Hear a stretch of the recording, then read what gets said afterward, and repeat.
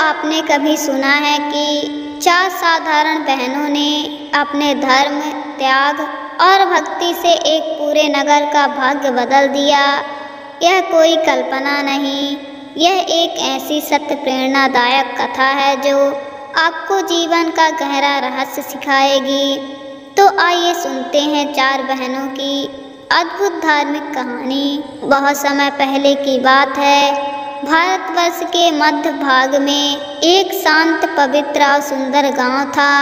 नाम था धरणीपुर। चारों ओर हरे भरे खेत थे, विशाल वट वृक्ष और बहती नदी की कलकल करती धारा। प्रकृति जैसे वहां अपने पूर्ण सौंदर्य में निवास करती हो। इस गांव में रहते थे श्री हरिदत्त जी और उनकी धर्मपत्नी सरस्वती देवी। वे बहुत ही धार्मिक, कर्मनिष्ठ और भक्तिभाव से परिपूर्ण दंपति थे। जीवन सादा था लेकिन संतोष से भरा हुआ।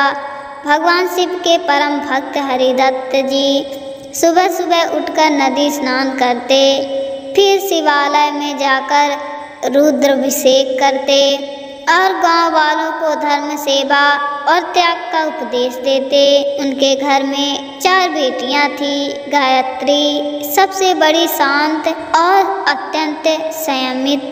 दूसरी सावित्री, दूसरी बहन बुद्धिमान और वेद शास्त्रों में रुचि रखने वाली। तीसरी भूमि, तीसरी बहन करुणामयी और सेवा भाव से भरपूर। चौथी धृति, सबसे छोटी परंतु दृढ़ संकल्प और साहस की मूर्ति। चारों बहनों का पालन बहुत ही धार्मिक वातावरण में हुआ था।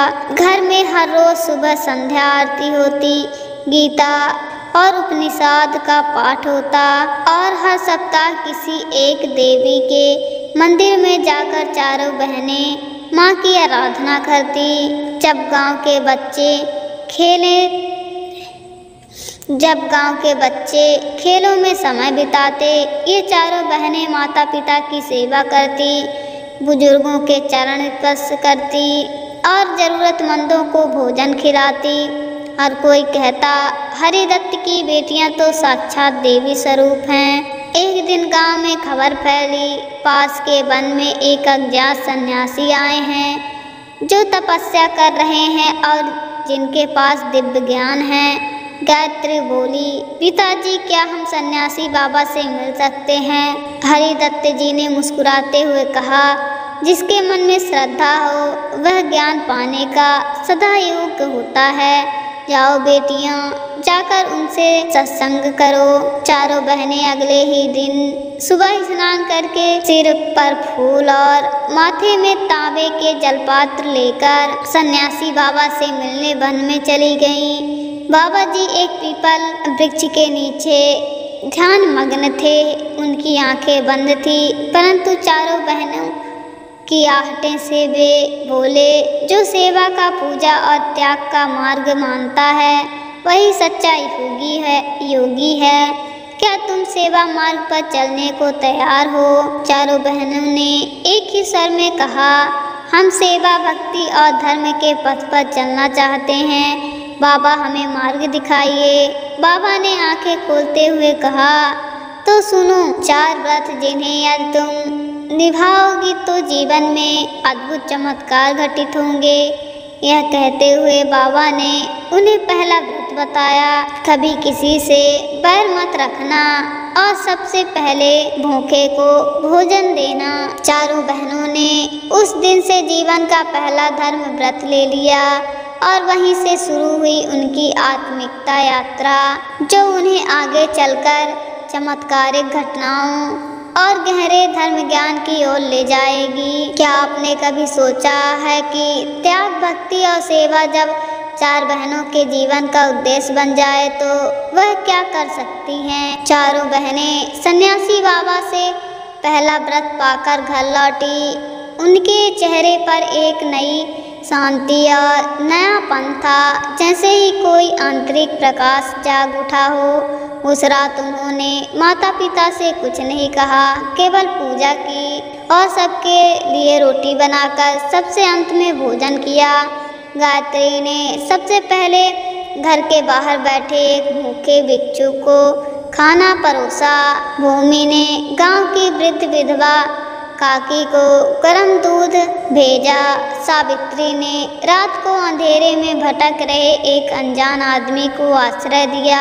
और धृति ने अपनी सबसे प्रिय चीज मोर पंख वाली पुरानी किताब गांव की निर्धन बच्ची को दे दी। अगले दिन वे फिर पहुंची बाबा जी के पास। बाबा मुस्कुराए और बोले, व्रत निभाना सबसे कठिन तप है और तुमने उसकी शुरुआत सच्चे मन से की है। अब सुनो दूसरा व्रत। बाबा की आवाज़ गंभीर हो गई। कभी किसी की निंदा मत करना, तुम्हारे शब्द ही तुम्हारे भाग्य बदलते हैं। सावित्री ने पूछा, पर बाबा अगर कोई बुरा काम करे तो? बाबा बोले, बुरा कर्म देखो, सबसे सीखो, पर व्यक्ति को गाली मत दो, उसका मार्ग बदलो, पर अपशब्द ना कहो। यह व्रत सबसे कठिन है क्योंकि मन सबसे पहले वाणी में प्रकट होता है। चारों बहनों ने सिर झुकाकर यह व्रत भी स्वीकार कर लिया। इसी बीच गांव में एक बड़ा उत्सव आने वाला था, देवी माँ का नवरात्रि महोत्सव। गांव के सभी लोग मंदिर की सफाई और सजावट में जुटे थे। भूमि जो अत्यंत विनम्र और सेवा भावना वाली थी, मंदिर में झाड़ू लगा रही थी। इतने में गांव की अमीर और घमंडी औरत मालती देवी आई, जो हमेशा दूसरों को नीचा दिखाती थी। वो भूमि को देखकर बोली, क्या हरिदत्त की बेटी झाड़ू लगाने लगी? लगता है अब कुलीन घर की लड़कियां भी नौकर बन गई। चारों ओर सब लोग चुप थे। भूमि के अंदर गुस्से की लहर दौड़ी, पर उसने गहरी सांस लिया और मुस्कुराकर कहा, माँ के मंदिर की सफाई तो सौभाग्य की बात है, हम सब तो देवी के सेवक हैं। यह सुनकर मालती देवी चुप हो गई। सावित्री जो दूर खड़ी थी सोच रही थी, भूमि ने आज सचमुच व्रत का पालन किया। निंदा का उत्तर भी नम्रता से दिया। बाबा जी ने जो कहा था वह स्पष्ट हो गया, वाणी से जीतना तलवार से जीतने से बड़ा होता है। संध्या को चारों बहनें फिर बाबा के पास पहुंची। बाबा बोले, अब समय है तीसरे व्रत का। यह व्रत तुम्हें तुम्हारे सपनों की परीक्षा देगा। चारों बहनें की आंखें आश्चर्य और जिज्ञासा से भर गई। तीसरा व्रत क्या होगा और कैसे यह उसके जीवन की सबसे बड़ी चुनौती बनेगा। दो व्रतों को निभाकर चारों बहनें अब धर्म की राह पर अग्रसर हो चुकी थी, लेकिन अब उन्हें मिलने वाला है तीसरा व्रत, जो न केवल उसके दौर की परीक्षा लेगा बल्कि उनके पूरे गांव को एक रहस्यमय संकट से बचाने की कुंजी भी बनेगा। आइए सुनिए तीसरा व्रत। और अदृश्य संकट। संध्या का समय था, आकाश नारंगी हो चला था और चारों बहनें बाबा जी के पास पहुंची। उनके मन में श्रद्धा भी थी और उत्सुकता भी। बाबा ने ध्यान से उनकी ओर देखा और गहरी सांस लेकर बोले, आज मैं तुम्हें तीसरा व्रत दूंगा, पर याद रखो यह व्रत केवल बोलने के लिए नहीं, जीने के लिए है।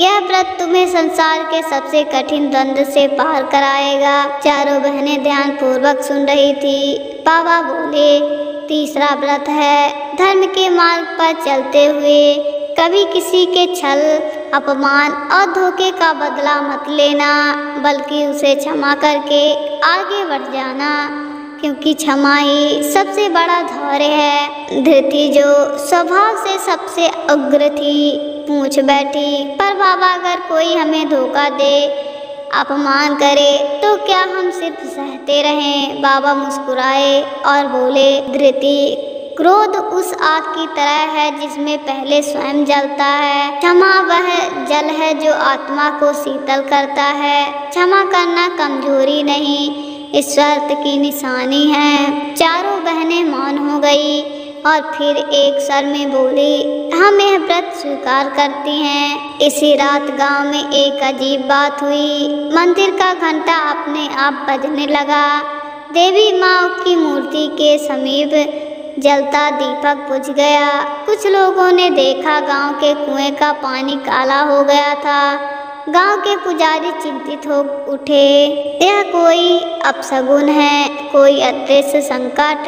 हरिदत्त जी ने सभी गांव वालों को मंदिर में एकत्र किया। चारों बहनें भी आईं। तभी एक वृद्ध महात्मा जो कई वर्षों से हिमालय में तपस्या करके लौटे थे, बोले, यह संकट साधारण नहीं है, यह गांव की परीक्षा है। कोई ऐसा है जिसने पवित्र स्थान पर पापपूर्ण विचार लाए हैं। जब तक सत्य और तप की ज्योति इस गांव में नहीं फैलेगी, यह संकट दूर नहीं होगा। अगली सुबह गायत्री को एक सपना आया। वह एक मंदिर में थी और देवी माँ की मूर्ति उससे कह रही थी, तुम चारों बहनें ही धर्म की धुरी हो। अपने त्याग, सेवा और क्षमा से इस गांव को पुण्य पवित्र करो और जो छुपे हुए पाप हैं उन्हें प्रकाश में लाओ, पर न्याय नहीं, क्षमा के भाव से। गायत्री ने यह सपना अपनी बहनों को बताया। चारों ने मिलकर निर्णय लिया, हम गांव के घर घर जाकर लोगों से संवाद करेंगे, उनकी पीड़ा, उनके भय और उनके दोष सब जानेंगे, पर किसी पर आरोप नहीं लगाएंगे।